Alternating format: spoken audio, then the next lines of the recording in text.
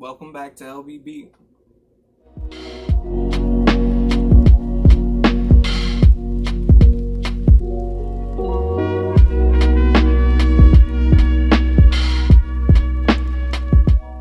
What's up, y'all? Welcome back to another reaction. And today we're going to be reacting to When Victimhood Leads to Genocide by Professor Jordan Peterson. I wanted to react to this just considering everything that's going on in our country right now and just how close on the edge we seem to be. These are very testing times, and these are the moments where we really see how people react or how they handle certain situations. But yeah, this is going to be interesting to see what he has to say. Let's hop right in. One of the things that Maya and I found when we were writing this paper, we were looking at the discourse that precedes genocide in genocidal states, and the enhancement of a sense of victimization on the part of one of the groups, usually the group that's going to commit the genocide. First of all, their sense of being victims is much heightened by the demagogues who are trying to stir up this sort of hatred. So they basically say, look, you've been oppressed in a variety of ways, and these are the people who did it, and they're not going to stop doing it, and this time we're going to get them before they get us. It's something like that. And so there's something very pathological about the enhancement of victimization, which is, well,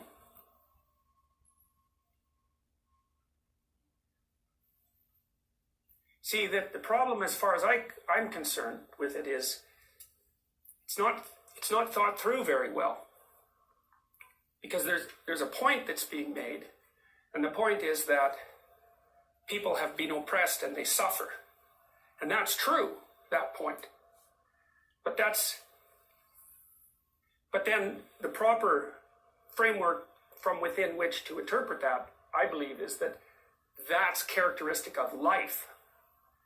You can't take it personally in some sense, and you can't divide the world neatly into perpetrators and victims, and you certainly can't divide the world neatly into perpetrators and victims and then assume that you're only in the victim class and then assume that that gives you certain, like, access to certain forms of redress, let's say. It gets dangerous very rapidly if you do that sort of thing. So, for example, one of the things that characterized the Soviet Union, and this was particularly true in the 1920s, but afterwards, so the Soviets were very much enamored of the idea of class guilt.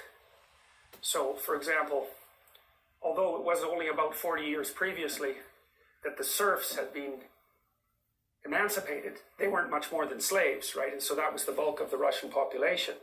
They were bought and sold along with the land. So they had been emancipated, and some of them, many of them, had turned into independent farmers, and some of them had become reasonably prosperous because, at least in principle, I presume a certain proportion of them from being crooked, but I presume a larger proportion from actually being able to raise food. And of course, at that time, the bulk of the Russian food population was produced by these relatively successful peasant farmers. And relatively successful would mean maybe they had a brick house or something, and maybe they had a couple of cows, and maybe they were able to hire a few people. And so, you know, it wasn't like they were massive landowners or anything. But I talked to you a little bit about the Pareto principle and the notion that in any domain of activity, a small proportion of people end up producing most of what's in that domain of activity. The same was true in Russia with regards to these peasant farmers. Some of them were extraordinarily efficient, and they produced most of Russia's food. When the communists came in, they described those landholders as parasites, essentially, predicated on the Marxist idea that if someone had extracted profit from an enterprise, that they had basically stolen that profit from the people, say, that they had employed or otherwise oppressed. And so you could be a member of the kulak, K-U-L-A-K, K-U-L-A-K. You could be a member of the kulak class. And then because... You know, it's always... Whenever the riots were going on in Pittsburgh, I was seeing the hammer and the sickle being sprayed everywhere. I'm like, oh my God. It's almost like people are very ignorant of what communism really is. As you were a member of that class, you were automatically guilty. And so what happened was, and you got to think this through to really understand what happened. So what happened was the intellectual communists were sent out in cadres out into these little towns to find people who would help them round up the kulaks. Now you got to think about what a small town is like, because So imagine you're in a town and there's 3 or 4 people or maybe 10 people or something like that who are a little more successful than everyone else. And a certain number of people are going to be fine with that and maybe even happy about it because they regard those people as particularly productive and, you know, as stalwart members of the community, regardless of their flaws. But there's going to be some people who are not happy about it at all, that are going to be very resentful about that and jealous. And so those are going to be people whose characters, I would say, are of the less positive type. And so when the intellectuals came in and described the reason that these people should be treated as parasites and profiteers, then it was the resentful minority in those towns, and that would be the kind of guy that hangs around in the bar all the time and is completely unconscientious and fails at everything and then blames everyone else for it. The intellectuals came in and said, this is unfair that this happened to you. You've actually been victimized, and now it's your opportunity to go have your revenge. And so that's exactly what happened. Now, in some of the villages, sometimes the peasants would actually surround the farmsteads of these more successful people and try to defend them, but that never worked out for very long. And so then these angry mobs would go into the farmhouses and strip the place right down to nothing.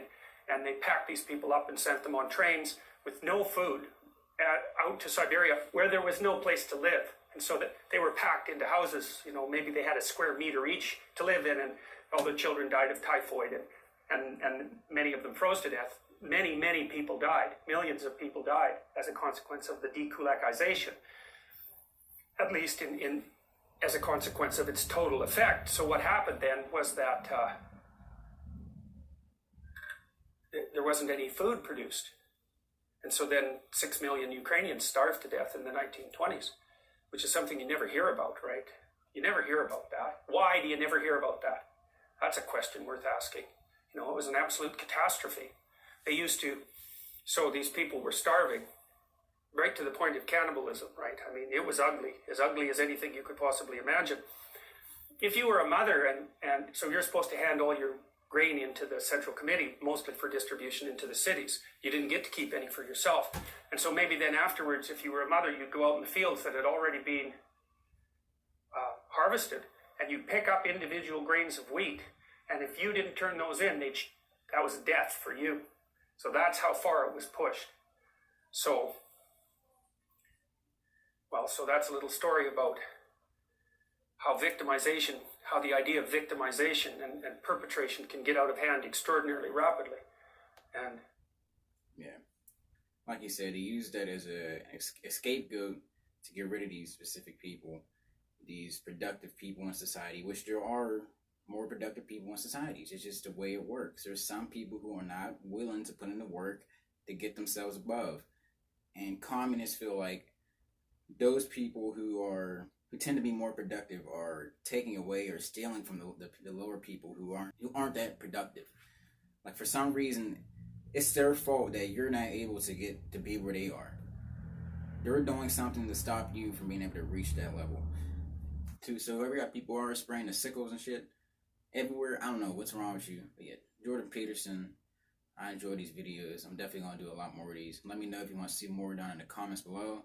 But if you're watching, make sure you hit that subscribe button. Make sure you like and comment on the video, and I'll see you next time. Peace.